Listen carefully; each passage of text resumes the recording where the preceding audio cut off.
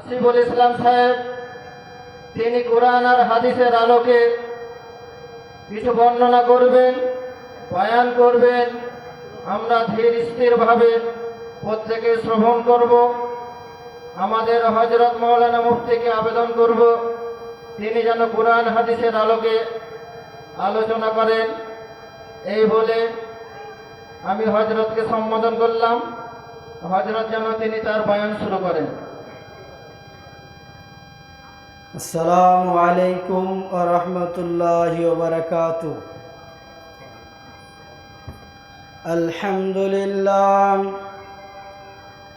আলহামদুলিল্লাহি নাহমাদুহু ওয়া নাস্তাঈনুহু ওয়া নাস্তাগফিরুহু ওয়া নু'মিনু বিহি ওয়া নাতাওয়াক্কালু আলাইহি ونعوذ بالله من شرور أنفسنا ومن سيئات أعمالنا من يهده الله فلا مضل له ومن يضلله فلا هادي له ونشهد أن لا إله إلا الله وحده لا شريك له ونشهد أن سيدنا مولانا محمدا عبده ورسوله أرسله بالحق بصيرا ونذيرا داعيا إلى الله بإذنه سراجا منيرا قال الله تعالى في كلامه المجيد في الفرقانه الحميد إن الدين عند الله الإسلام وقال الله تعالى في كلامه المجيد في الفرقانه الحميد نحن نزلنا الذكر وإنا له لحافظون وقال الله تعالى في كلامه المجيد في الفرقانه الحميد كنتم خير أمة أخرجت الناس تأمرون بالمعروف وتنهون عن المنكر تؤمنون بالله وقال النبي صلى الله عليه وسلم السلام عليكم ورحمة الله وبركاته। আমাদের মাদ্রাসার যত ছাত্র আছো, যেখানেই আছো, তোমরা এখনই মাদ্রাসায় পৌঁছে যাও। মাওলানা আশরাফ সাহেবের সঙ্গে দেখা করো, গিয়ে ব্যাচ নিয়ে নাও। মাদ্রাসার সমস্ত ছাত্র তোমরা যেখানেই ছড়িয়ে ছিটিয়ে থাকো, এখনই তোমরা মাদ্রাসায় মাওলানা আশরাফ সাহেবের কাছে গিয়ে জলসার ব্যাচ নিয়ে নাও। وقال النبي صلى الله عليه وسلم بلغوا عني ولو آية وقال النبي صلى الله عليه وسلم خيركم من تعلم القرآن وعلمه أو كما قال عليه الصلاة والتسليم সমস্ত প্রশংসা আরাধনা উপাসনা সেই মহান আল্লাহ পাক রব্বুল আলামিনের, যিনি মহিয়ান গরিয়ান সর্বশক্তিমান, যিনি এহ জগৎ ও পরজগতের পালন কর্তা। যে মহান আল্লাহ পাক রব্বুল আলামিন বড় ভালোবেসে দুনিয়ার জান্নাতে বসার তৌফিক দান করেছেন, তার জন্য সকলে মিলে জোরে সোরে বলি আলহামদুলিল্লাহ। বলেন ভাই, আলহামদুলিল্লাহ বলতে ভয় লাগছে নাকি? যদি ভয় লাগে শুনে না, একবার আলহামদুলিল্লাহ বললে কতখানা সওয়াব। আল্লাহর নবী সাল্লাল্লাহু আলাইহি ওয়াসাল্লাম আজ থেকে 1450 বছর পূর্বে বলে গেছেন, কোন একজন ব্যক্তি যদি আল্লাহর নামের তাসবিহ পড়ে, তার জন্য জান্নাতের ভিতরে একটা ফলের গাছ হয়ে যায়। বলেন সুবহানাল্লাহ। একটা খালি কথা নাকি গো ভাই? মানে আমরা এত আলসে হয়েছি বুঝলেন, মসজিদে যাই তাই করে সালাম, আসসালামু আলাইকুম, আসসালামু আলাইকুম, সালাম যে হয়েছে মারছে দৌড়। ভাবছি এরকম করলে চলবে না। আল্লাহর নবী যেহেতু বলেছে একবার তাসবিহ পড়লে সুবহানাল্লাহ, এটা একবার তাসবিহ, আল্লাহু আকবার এটাও তাসবিহ, আল্লাহর বড়ত্ব বয়ান করা। তার জন্য সকলে জোরে সোরে বলে আলহামদুলিল্লাহ। তারপরে পরে আপনার নবী, আমার নবী, সারা বিশ্বের নবী, নবী কুলে শিরোমণি আমিনার লাল মোর দুলাল, জিনাকে সৃষ্টি না করিলে আকাশ বাতাস পাহাড় পর্বত নদী নালা নদী, এটা বড়দের কথা, তিনারা বলেন কিছুই সৃষ্টি করতেন না।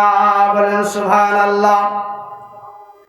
মানুষেরা বলে ভাই কি করে হতে পারে এটা?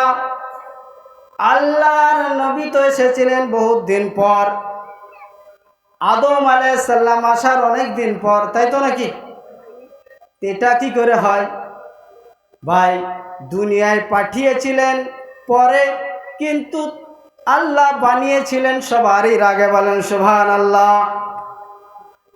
এবার বলে আমরা তো কোরআনে পেয়েছি ভাই আদম আলাইহিস সালামকে প্রথম বানিয়েছিল। হুজুর আবার বলছেন নবী মুহাম্মদকে বানিয়েছিল। আরে ভাই, মানুষ রূপে যেটা দুনিয়ায় এসেছে, সেই জন্মের দিক থেকে লাস্টে কিন্তু তিনার সম্মান এবং তিনাকে দুনিয়ায় পাঠাবেন, সমস্ত মানুষের উত্তম করবেন, এটা আল্লাহ আগে লিখে রেখেছিলেন। বলেন সুবহানাল্লাহ। যেমন একটা উদাহরণ আপনাদের দিই, আল্লাহ কোরআন দুনিয়ায় পাঠিয়েছেন জিবরাইলের দ্বারাই আল্লাহর নবীর কাছে, 1 আয়াত 2 আয়াত 3 আয়াত করে, তারপরে লাউহে মাহফুজে রেখেছে। প্রথমে রেখেছিলেন, তারপর আস্তে আস্তে এসেছে, এমন ধরনের নবীর ব্যাপার। যাই হোক, ওই দিকে যাই না।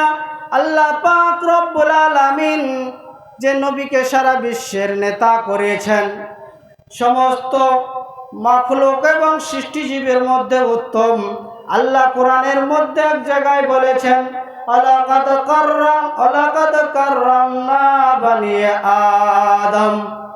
আল্লাহ বলছেন আমি মানুষ জাতিকে সব থেকে উত্তম করে বানিয়েছি। কি বলেছেন? আমি মানুষ জাতিকে সর্বোত্তম করে বানিয়েছি। কিন্তু আল্লাহ অপর জায়গায় বলেছেন মানুষকে সর্বনিকৃষ্ট বানিয়েছে। কেমন ভাবে হয়? বলে মানুষকে আল্লাহ সৃষ্টি করলেন অতি সম্মানিত করে, কিন্তু মানুষ যখন দুনিয়ায় আসে আল্লাহর হুকুম নবীর তরিকা ছেড়ে দেবে, তাগুতের তাবেদারি করতে শুরু করবে, ইসলামের বিরুদ্ধে যা চলে তাদের আচরণে আচরিত হবে।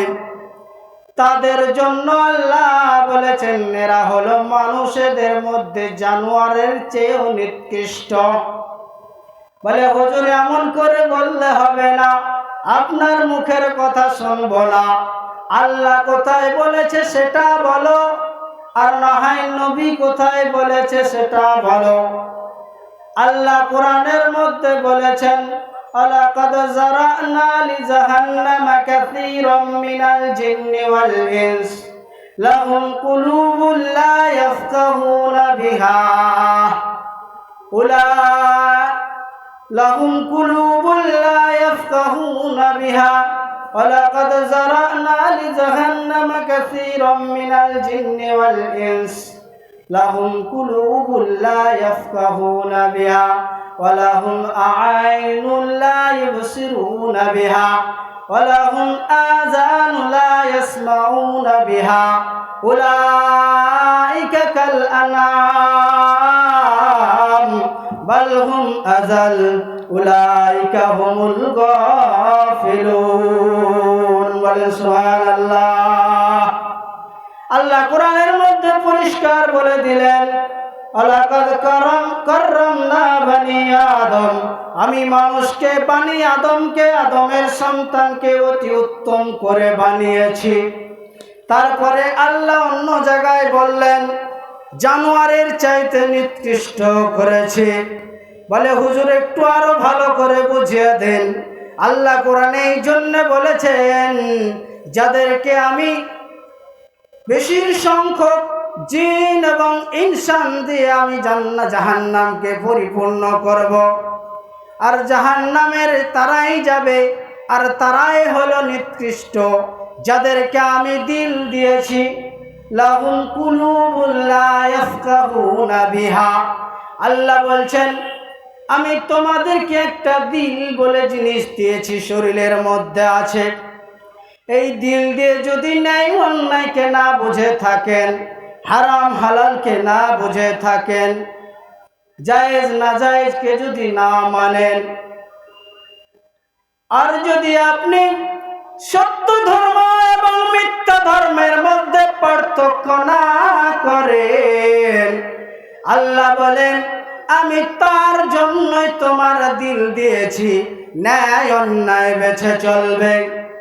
যদি তোমার দিল দিয়ে ন্যায় অন্যায় বিচার না করতে পারো, তার মানে জেনে নিও তোমার দিলের মধ্যে যে একটা মাংস দিয়েছে, যেটার নাম দিল বুকের ভিতরে আছে, সেটা তোমার নষ্ট হয়ে গেছে। তাই আল্লাহ বলেছেন, যাদের অন্তর দিয়েছি, অন্তর দিয়ে ন্যায়টা বেছে নিতে পারে না, তারা হলো নিকৃষ্ট। বলেন সুবহানাল্লাহ। বলে হুজুর কোরআন বলেছে, আল্লাহর নবী কোথায় বলেছে বলুন? কোরআন বলেছে দিল দিয়েছি, সঠিক জিনিস দিল দিয়ে বোঝে নেয় না। যাদের আমি কান দিয়েছি, কান দিয়ে সঠিক জিনিস শুনে না। চায়ের দোকানের টিভি আর মোবাইলের হেডফোনে বিভিন্ন ধরনের গান বাজনা, তাহলে আল্লাহ বলছেন এরাই হলো নিকৃষ্ট। তারপরে আরো জায়গায় বলেছে, ওয়ালাহুম আইনুল লা ইবসিরুনা বিহা, আমি যাদেরকে দুটো চক্ষু দিয়েছি, চোখ দিয়ে সঠিক জিনিস দেখে না। গ্রামে গরিব বসে আছে, গরিবকে দেখতে পাই না। পাড়াতে একজন অসহায় মানুষ রয়েছে, তাকে দেখতে পাই না। মসজিদের ভিতরে কোরআন শরীফ রাখা আছে, সেটা পড়তে পারে না। মাদ্রাসার ছেলেরা, কচি কচি বাচ্চারা কোরআন পড়াশোনা করে, তাদেরকে দেখতে পারে না। ও ভাই, চোখ কেন দিয়েছে তোমাকে জানো না? আল্লাহ নিজের শরীরের মধ্যে কোটি কোটি টাকার জিনিস দিয়েছে, যেটা আল্লাহর নিয়ামত শুকরিয়া আদায় করে শেষ করতে পারবা না। পারবেন ভাই? পারবেন? আপনার বলেন। আসসালামু আলাইকুম। আপনারা হয়তো সকলে জানেন না, মাদ্রাসার কমিটির সিদ্ধান্ত ছিল যে এই জালসাকে কেন্দ্র করে কোনো প্রকার খাবারের দোকান, মনোহরের দোকান কোনো কিছু বসবে না। একমাত্র যাদের স্থায়ী দোকান আছে, যারা যে অবস্থায় যেখানে ব্যবসা করে সেই দোকানগুলো শুধু চলবে। তাছাড়া কোনো প্রকার দোকানের মাল বাইর করা যাবে না এবং এক্সট্রা কিছু বিক্রি করা যাবে না। আপনারা একটু কমিটি এবং গ্রামবাসীকে আপনারা একটু সহযোগিতা করুন মাদ্রাসা জালসাটা সফল করার জন্য। অযথা কোনো প্রকার অশান্তি সৃষ্টি করবেন না। মাদ্রাসার কমিটির পক্ষ থেকে আপনাদেরকে অনুরোধ করা হচ্ছে, আপনাদের কাছে কমিটি যাচ্ছে, আপনারা একটু চেষ্টা করুন যেন মাদ্রাসাটা কি করে সাফল্য হয় সেটা চিন্তা ভাবনা নিয়ে কমিটির সিদ্ধান্তকে গ্রহণযোগ্যতা দেন। তাহলে হয়তো মাদ্রাসার জলসাটা খুব সুন্দরভাবে আমাদের সফল করতে একটু সাহায্য করুন। মাদ্রাসায় কোনো প্রকার এই জলসাতে কোনো প্রকার দোকান বসতে দেওয়া হবে না, কমিটির এটা সিদ্ধান্ত। আসসালামু আলাইকুম। যাই হোক ভাই, যে কথা বলছিলাম, মানুষের দিলের মধ্যে আল্লাহ একটা বিবেক বলে জিনিস দিয়েছে। আল্লাহ কোরআনের মধ্যে বলেছেন, যে সমস্ত মানুষের চোখ দিয়েছি, চোখ দিয়ে সঠিক জিনিস দেখে না, কান দিয়েছি, কান দিয়ে সঠিক জিনিস শুনে না, অন্তর দিয়েছি, দিল দিয়েছি, দিল দিয়ে ন্যায় অন্যায় বোঝে না। বলছে উলাইকা কাল আনআম, তারা হলো চতুষ্পদ জন্তুর মতো। চতুষ্পদ জন্তু কারা? গরু, ছাগল, ভেড়া, কুকুর, তাদের মতো। তারপরে আল্লাহ কোরআনে বলেছেন বালহুম আজাল, বরঞ্চ তাদের চেয়েও নিকৃষ্ট। মানুষকে কুকুর তখনই বলা যায় যখন তার ব্যবহারটা কুকুরের মতো হয়।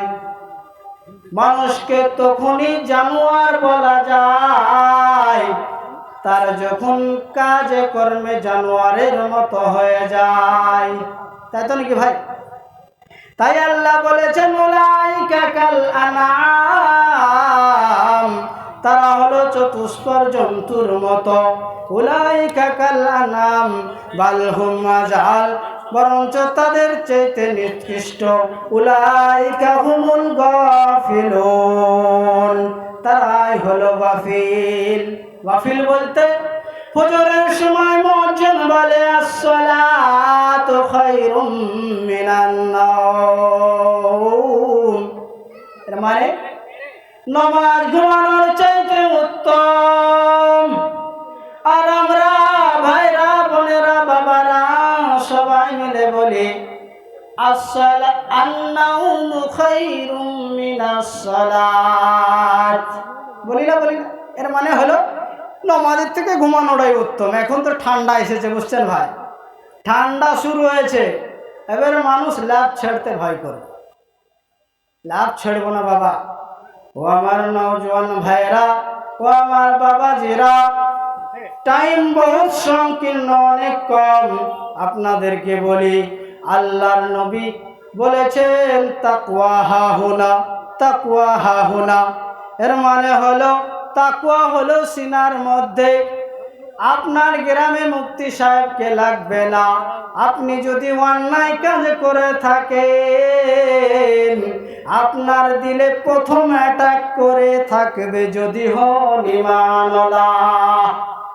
আপনি যদি চুরি করতে যান, প্রথম অ্যাটাক দিলে করবে ভাই কার মাল চুরি করছি, সে তো দুঃখ পাবে যদি হন ঈমানওয়ালা। তাই তো আল্লাহ কোরআনে বলেছে, প্রথমেই আপনাদের সম্মুখে আয়াত পড়েছিলাম, ইন্নাদ-দীনা ইনদাল্লাহিল ইসলাম। আল্লাহ কোরআনের মধ্যে পরিষ্কার বলে দিয়েছেন, সমস্ত ধর্ম বর্ণ, সমস্ত ধর্মের চেয়ে উত্তম ধর্ম হলো ইসলাম। রাজিতু লাকুমুল ইসলাম দীনা, আল্লাহ বলেছেন আমি আজ দিন আল-ইয়াওমা আকমালতু লাকুম দীনাকুম ওয়া আতমামতু আলাইকুম নি'মাতি ওয়া রাজিতু লাকুমুল ইসলাম দীনা। আজ থেকে 1450 বছর পূর্বে জিবরাইলের দ্বারা আসমান থেকে আল্লাহর নবীর কাছে সে আয়াত পাঠ করে দিয়েছে এবং বলে দিয়েছে, আজ দিনকে পরিপূর্ণ করে দিলাম। এই দিনের ওপর কেউ বাড়াতেও পারবে না, কমাতেও পারবে না। আর আমি এই দিনের ওপর রাজি হয়ে গেলাম, যারা ইসলাম ধর্মের ওপর চলবে আমি তাদের দায়িত্ব নিলাম, জান্নাতে নিয়ে যাব। বলেন সুবহানাল্লাহ। ও আমার বাবাজিরা, ও তালপুকুর টিকটিকি পাড়ার মানুষেরা, শুনে রাখুন, আপনাদের মতো সৌভাগ্য আমার মনে হয় যেই গ্রামে মাদ্রাসা নাই তাদের নাই। তার কারণ হলো আল্লাহর নবী আজ থেকে 1450 বছর পূর্বে বলে গেছেন, মান ক্বালা লা ইলাহা ইল্লাল্লাহ দাখালাল জান্নাহ লা তাকুমু সাআতা হাত্তা ইয়াকুলু ফিল আরদি আল্লাহ আল্লাহ। আল্লাহর নবী আজ থেকে 1400 বছর পূর্বে বলে গেছেন, যারা এই কালেমা লা ইলাহা ইল্লাল্লাহ মুহাম্মাদুর রাসূলুল্লাহ মুখে বলবে, দিলে বিশ্বাস করবে, কাজে পরিণত করবে, তারাই হবে জান্নাতে প্রবেশ। বলেন সুবহানাল্লাহ। তারপরে আল্লাহর নবী বলেছেন, লা তাকুমু সাআতা হাত্তা ইয়াকুলু ফিল আরদি আল্লাহ আল্লাহ। কিয়ামত অতদিন পর্যন্ত জমিনের বুকে আসবে না যতদিন পর্যন্ত জমিনের বুকে আল্লাহ সুবহানাল্লাহ আল্লাহু আকবার বলবে। বলেন সুবহানাল্লাহ। তাহলে বলুন, আজ টিকটিকি পাড়ার গ্রামবাসীরা সৌভাগ্য কিনা তাই বলুন। সকালবেলায় উঠলে বাচ্চারা ঠান্ডা হোক চাই গরম হোক, ভোরবেলায় উঠে কোরআন শুরু করে দেয়, আউযু বিল্লাহি মিনাশ শাইতানির রাজীম, বিসমিল্লাহির রহমানির রহিম, আলহামদুলিল্লাহি রাব্বিল আলামিন, আর রহমানির রহিম, মালিক ইয়াউমিদ্দিন। এই যে আয়াতগুলো শুরু করে দেয়, আমরা প্রতিদিন পড়তে থাকি রে ভাই, পড়তে থাকি, কিন্তু মানে জানি না সমস্ত প্রশংসা সেই মহান আল্লাহর জন্য। আলহামদুলিল্লাহি রব্বিল আলামিন মানে কি? সমস্ত প্রশংসা সেই মহান আল্লাহ পাক রব্বুল আলামিনের, যিনি সমস্ত দুনিয়ার পালন কর্তা। ভাই এসে বলে আমার সংসারের অভাব যায় না, বাবা এসে বলে আমার সংসারের অভাব যায় না, ব্যবসায়িক এসে বলে আমার সংসারের অভাব যায় না, গ্রামের চাষি মজুর কাটে তারা বলে আমার সংসারের অভাব যায় না, যারা টাকাওয়ালা তারা বলে হুজুর আমার ঘুম আসে না। এর কারণটা কি জানেন? এই জন্য তো বলা হয়েছে, কোটি টাকার মালিক দেখো অভাব হয় না দূর, গরিব ঘুমায় আরাম করে মনটি বাহাদুর। কোটি টাকার মালিক দেখো অভাব হয় না দূর, গরিব ঘুমাই আরাম করে মনটি বাহাদুর।